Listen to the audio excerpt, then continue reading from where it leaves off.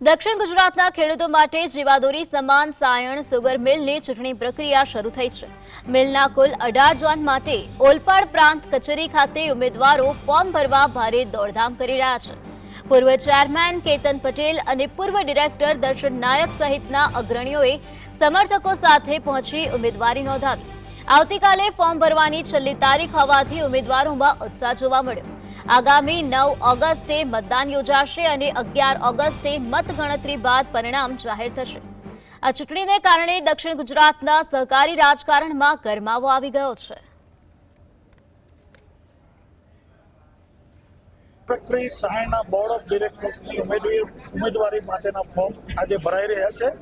આજે મારી પેનલના 12 ઉમેદવારો ફોર્મ ભરી રહ્યા છે। 2 ઉમેદવારોના ફોર્મ ભરાઈ ચૂક્યા છે।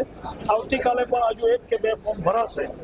સુગર ફેક્ટરીના સર્વાંગી વિકાસ, પારદર્શકતા અને સભાસદોની સુવિધા માટે મારી પેનલના તમામ સભ્યો કામ કરશે, એની હું આ તબક્કે ખાતરી